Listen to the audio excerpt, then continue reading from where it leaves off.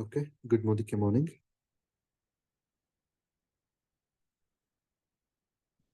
ತೊಗರಿ ಬೆಳೆಯಲ್ಲಿ ಅಧಿಕ ಇಳುವರಿಯನ್ನ ಪಡ್ಕೊಳ್ಳಿಕ್ಕೆ ಸಮಗ್ರ ಪೋಷಕಾಂಶಗಳ ನಿರ್ವಹಣೆಯನ್ನ ಈಗ ತಿಳ್ಕೊಳ್ಳೋಣ. ಓಕೆ, ಮೊದಲನೇದಾಗಿ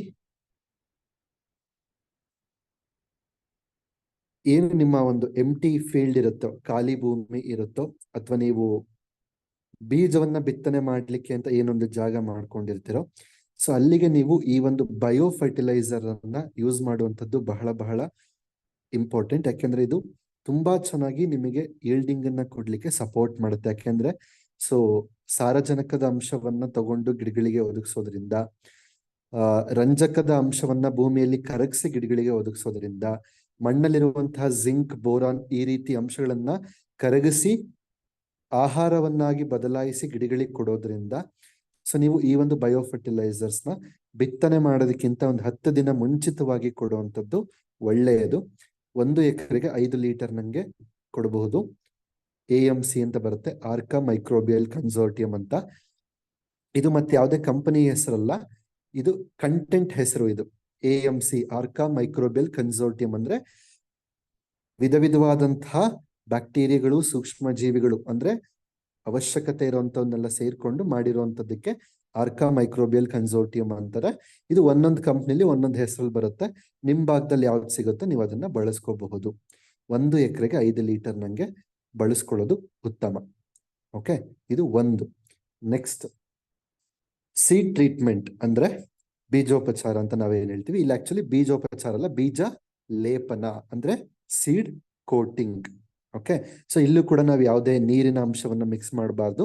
ಸೊ ಮೊದಲನೇ ಹಂತದಲ್ಲಿ ಟ್ರೈಕೋಡರ್ಮ ಜೊತೆ ನಾವೇನ್ ಮಾಡ್ಬೇಕಾಗತ್ತೆ, ಬೀಜೋಪಚಾರವನ್ನ ಮಾಡ್ಬೇಕಾಗತ್ತೆ. 1 kg ಬೀಜಕ್ಕೆ 5 ಗ್ರಾಮ್ ಅಷ್ಟು ಟ್ರೈಕೋಡರ್ಮದಲ್ಲಿ ಸೊ ನೀವು ಬೀಜೋಪಚಾರವನ್ನ ಮಾಡಬಹುದು. ಓಕೆ, ಸೊ ಇದು ಟ್ರೈಕೋಡರ್ಮ ಅನ್ನೋದು ಇದು bio control agent, bio fungicide ಅಂತಾನು ಹೇಳ್ತಾರೆ. ಸೊ ನೀವು ಇದನ್ನ ಆರ್ಗ್ಯಾನಿಕ್ ವೇನಲ್ಲಿ ಮಾಡಬಹುದು ಅಂದ್ರೆ Trichoderma is one of the best. ಇಲ್ಲ ನಾನು ಕೆಮಿಕಲ್ ಅಲ್ಲೇ ಮಾಡ್ಬೇಕಂದ್ರೆ ಕೆಮಿಕಲ್ ನಿಮಗೆ ಕಾರ್ಬನ್ ಡೈಸಿಮ್ ಅಂತ ಸಾಕಷ್ಟು ರೀತಿ ಫಂಗಿಸೈಡ್ ಸಿಗುತ್ತೆ. ಸೊ ಅದನ್ನ ಯೂಸ್ ಮಾಡ್ಕೊಂಡು ಕೂಡ ಮಾಡಬಹುದು. ಸೊ ಬಟ್ ಇಲ್ಲಿ ಆರ್ಗ್ಯಾನಿಕ್ ವೇ ಅಂತ ಬಂದಾಗ ಟ್ರೈಕೋಡರ್ಮ ಬೆಸ್ಟ್. ನೆಕ್ಸ್ಟ್ ಏನ್ ಮಾಡ್ಬೇಕು ಅಂದ್ರೆ ಆಕ್ಟಿವ್ ಮ್ಯಾಕ್ಸ್ ಜೊತೆ ಬೀಜೋಪಚಾರ ಮಾಡಬೇಕು. ಸೊ ಇದು ತುಂಬಾ ಅದ್ಭುತವಾದಂತ ರಿಸಲ್ಟ್ ಅನ್ನ ಕೊಡ್ಲಿಕ್ಕೆ ಇದು ತುಂಬಾ ಚೆನ್ನಾಗಿ ಸಹಾಯ ಮಾಡುವಂತ ಪ್ರೋಸೆಸ್ ಯಾವುದು ಅಂತಂದ್ರೆ ಸೊ ಈ ಒಂದು ಬೀಜೋಪಚಾರ. ಸೊ ಆಕ್ಟಿವ್ ಮ್ಯಾಕ್ಸ್ 1 kg ಬೀಜಕ್ಕೆ 5 ml ಅಷ್ಟು ಆಕ್ಟಿವ್ ಮ್ಯಾಕ್ಸ್ ಅನ್ನು ನೀವು ಬೀಜೋಪಚಾರಕ್ಕೆ ಮಾಡ್ಬೇಕಾಗತ್ತೆ. ಇಲ್ಲಿ ಯಾವುದೇ ನೀರಿನ ಮಿಶ್ರಣ ಇಲ್ಲ. ಇದು ಬೀಜೋಪಚಾರ ಅನ್ನೋದಕ್ಕಿಂತ ಏನಂತೀವಿ, ಬೀಜ ಲೇಪನ ಅಂದ್ರೆ ಸೀಡ್ ಕೋಟಿಂಗ್. ಓಕೆ, ಇದು ತುಂಬಾ ತುಂಬಾ ಇಂಪಾರ್ಟೆಂಟು. ಗಿಡಗಳ ಡೆವಲಪ್ಮೆಂಟ್ ಆಗಿರ್ಬೋದು, ಗ್ರೋತ್ ಆಗಿರ್ಬೋದು, ಮೊಳಕೆ ಹೊಡೆಯೋದಾಗಿರ್ಬಹುದು, ಒಳ್ಳೆ ರಿಸಲ್ಟ್ ಬರ್ಲಿಕ್ಕೆ ಈ ಪ್ರೋಸೆಸ್ ಅನ್ನ ನೀವು ಬೇಕಾದ್ರೆ ಟೆಸ್ಟ್ ಮಾಡ್ಬೇಕಂದ್ರೆ ಬೇಕಾದ್ರೆ ನೀವು 1 ಎಕರೆ ಮಾಡಿದೀರ ಅಂದ್ರೆ ಅರ್ಧ ಎಕರೆಗೆ ಆಕ್ಟಿವ್ ಮ್ಯಾಕ್ಸ್ ಅಲ್ಲಿ ಬೀಜೋಪಚಾರ ಮಾಡಿಬಿಟ್ಟು ಬಿತ್ತನೆ ಮಾಡಿ, ಇನ್ನೊಂದು ಅರ್ಧ ಎಕರೆಗೆ ಬೀಜೋಪಚಾರ ಮಾಡ್ದಂಗ್ ಬಿತ್ತನೆ ಮಾಡಿ. ಖಂಡಿತ ಆಮೇಲೆ ನೀವೇ ಬೇಜಾರಾಗ್ತೀರಾ, ಯಾಕೆ ಅಷ್ಟಕ್ಕೂ ನಾನು ಬೀಜೋಪಚಾರ ಮಾಡಬಾರ್ದಿತ್ತು, ಎಲ್ಲದಕ್ಕೂ ಮಾಡ್ಬೇಕಿತ್ತು ಅಂತ ಖಂಡಿತ ಬೇಜಾರಾಗ್ತೀರಾ. ಯಾಕೆಂದ್ರೆ ಆಕ್ಟಿವ್ ಮ್ಯಾಕ್ಸ್ ಅಲ್ಲಿ ಬೀಜೋಪಚಾರ ಮಾಡಿದ್ರೆ ಅಷ್ಟು ಚೆನ್ನಾಗಿ ಗಿಡಗಳ ಬೆಳವಣಿಗೆ ಬರುತ್ತೆ. ಓಕೆ, ಸೊ ಇದು ತುಂಬಾ ತುಂಬಾ ಇಂಪಾರ್ಟೆಂಟ್. ಸೊ ಇದು ಯಾವುದೇ ಬೆಳೆಯಲ್ಲೂ ಕೂಡ ತುಂಬಾ ಇಂಪಾರ್ಟೆಂಟ್ ಈ ಒಂದು ಪ್ರೋಸೆಸ್.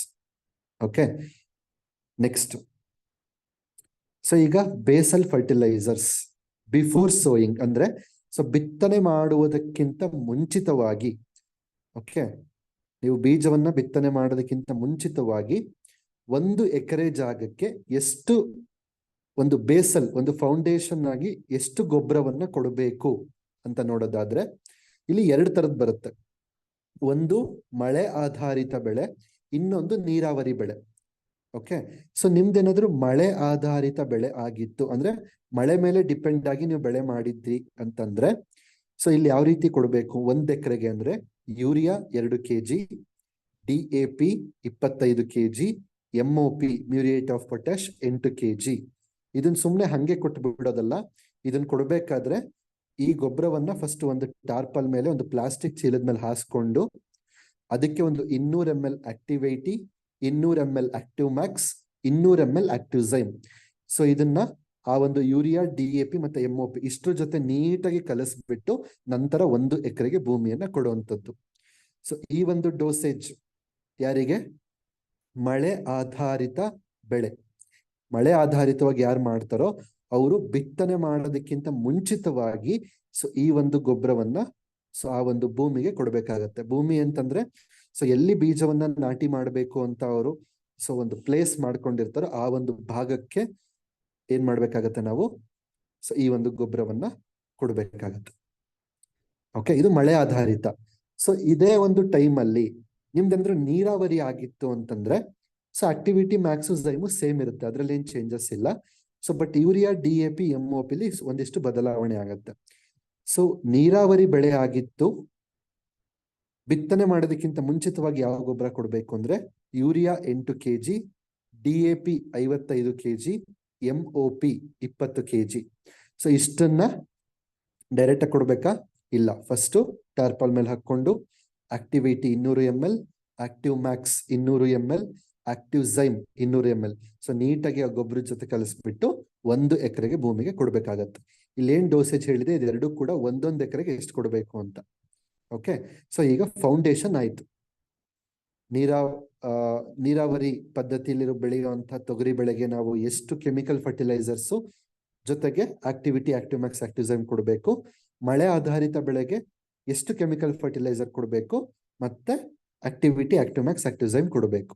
ಓಕೆ, ಸೊ ಇದು ಒಂದು ಫೌಂಡೇಶನ್, ಇದು ಬಿತ್ತನೆ ಮಾಡೋದಕ್ಕಿಂತ ಮುಂಚೆ. ಸೊ ನೆಕ್ಸ್ಟ್ ಬಿತ್ತನೆ ಆಯ್ತು, ಬಿತ್ತನೆ ಬೀಜೋಪಚಾರ ಮಾಡ್ಬೇಕು. ಓಕೆ, ಒಂದು ಟ್ರೈಕೋಡರ್ಮಾ ಜೊತೆ, ಇನ್ನೊಂದು ಆಕ್ಟಿವ್ ಮ್ಯಾಕ್ಸ್ ಜೊತೆ. ಸೊ ಬಿತ್ತನೆ ಆದ ನಂತರ ನಮಗಿಲ್ಲಿ 4 ಸ್ಪ್ರೇಗಳು ಬರುತ್ತೆ. ಓಕೆನಾ, ಇದು ಯಾವುದೇ ತರ ಬೆಳೆ ಆಗಿರ್ಬೋದು, ಅದು ಮಳೆ ಆಧಾರಿತ ಆಗಿರ್ಬೋದು ಅಥವಾ ನೀರಾವರಿ ಆಗಿದ್ರು ಯಾವ ರೀತಿ ಆದ್ರೂ ಕೂಡ ಸೊ 4 ರೀತಿಯ ಸ್ಪ್ರೇಗಳು ಬರುತ್ತೆ. ಸೊ ಯಾವ್ಯಾವ ಟೈಮಲ್ಲಿ ಸ್ಪ್ರೇ ಕೊಡಬೇಕು, ಯಾವ್ಯಾವ ಕಾಂಬಿನೇಷನ್ ಅಲ್ಲಿ ಕೊಡಬೇಕು ಅನ್ನೋದನ್ನ ಈಗ ನೋಡೋಣ. ಓಕೆ, ಎಸ್, ಮೊದಲನೇದಾಗಿ ಫಸ್ಟ್ ಸ್ಪ್ರೇ ಯಾವಾಗ ಕೊಡಬೇಕು ಅಂತಂದ್ರೆ ಬಿತ್ತನೆ ಮಾಡಿದ 15ರಿಂದ 20 ದಿನಗಳಲ್ಲಿ ಮೊದಲನೇ ಸ್ಪ್ರೇ ಕೊಡಬೇಕಾಗತ್ತೆ ತೊಗರಿ ಬೆಳೆಗೆ. ಸೊ ಡೋಸೇಜ್ ಏನು?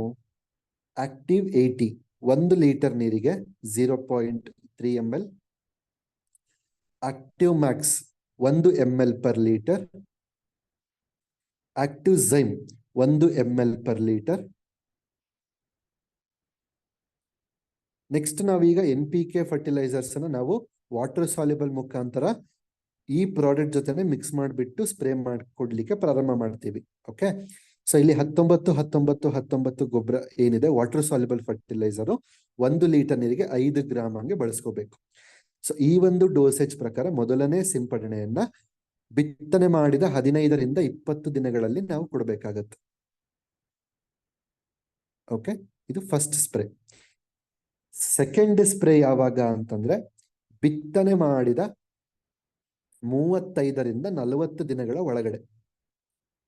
ಓಕೆ, ಅಂದ್ರೆ ಫಸ್ಟ್ ಸ್ಪ್ರೇ ಕೊಟ್ಟು 15-20 ದಿವಸದ ಒಳಗಡೆ ನಾವು ಬಿತ್ತನೆ ಮಾಡಿದ ಲೆಕ್ಕಕ್ಕೆ ತಗೊಂಡ್ರೆ ಸೊ ಬಿತ್ತನೆ ಮಾಡಿದ 35ರಿಂದ 40 ದಿನಗಳ ಅಂತರದಲ್ಲಿ ನಾವೇನ್ ಮಾಡ್ಬೇಕಾಗತ್ತೆ, ಸೊ ಎರಡನೇ ಸಿಂಪಡಣೆಯನ್ನ ಕೊಡ್ಬೇಕಾಗತ್ತೆ. ಸೊ ಇಲ್ಲಿ ಡೋಸೇಜ್ ಬಂದ್ಬಿಟ್ಟು so active 80 0.3 ml per litre, active Max 1.5 ml per litre, active ಝೈಮ್ 1.5 ml per litre, 19 5 gram per litre. So ಈ ಒಂದು ಡೋಸೇಜ್ ಅಲ್ಲಿ ನಾವು ಸ್ಪ್ರೇನ ಕೊಡಿಸ್ಬೇಕು ಬಿತ್ತನೆ ಮಾಡಿದ 35ರಿಂದ 40 ದಿನಗಳ ಅಂತರದಲ್ಲಿ. ಸೊ ಸೆಕೆಂಡ್ ಸ್ಪ್ರೇ ಕಂಪ್ಲೀಟ್ ಆಯ್ತು. ಸೊ ನೆಕ್ಸ್ಟ್ ಇಂಪಾರ್ಟೆಂಟ್ ಸ್ಪ್ರೇ ಯಾವಾಗ ಬರುತ್ತೆ ಅಂತಂದ್ರೆ during flowering. Okay, so 2 spray ಕೊಟ್ರೆ ಸಾಕಾಗತ್ತೆ. ಏನಾದ್ರೂ ಹೂವಾಗಕ್ಕಿಂತ ಮುಂಚೆ ಇನ್ ಕೇಸ್ ಇಷ್ಟೆಲ್ಲ ಕೊಟ್ಟ ಮೇಲೂ ಕೂಡ ಗಿಡಗಳು ತುಂಬಾ ಚೆನ್ನಾಗಿ ಬರುತ್ತೆ, ತುಂಬಾ ಗ್ರೋತ್ ಡೆವಲಪ್ಮೆಂಟ್ ತುಂಬಾ ಚೆನ್ನಾಗಿ ಬರುತ್ತೆ.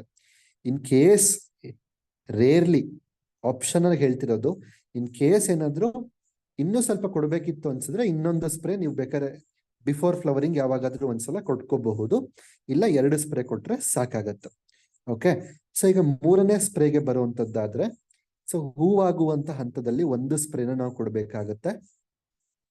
ಸೊ ಈ ಪರ್ಟಿಕ್ಯುಲರ್ ಆಗಿ ಡೋಸೇಜ್ ಬಂದ್ಬಿಟ್ಟು active 80 0.3 ml per litre, active Max 2 ml per litre, active ಝೈಮ್ 2 ml per litre, 0.5234 5 gram per litre. Okay, so ಈ ಒಂದು ಡೋಸೇಜ್ ಅಲ್ಲಿ ನಾವು 3ನೇ ಸಿಂಪಡಣೆಯನ್ನ ಕೊಡ್ಬೇಕಾಗತ್ತೆ. ಸೊ ಇಲ್ಲಿ ನಾನು ದಿನಗಳನ್ನ ಮೆನ್ಷನ್ ಮಾಡಿಲ್ಲ.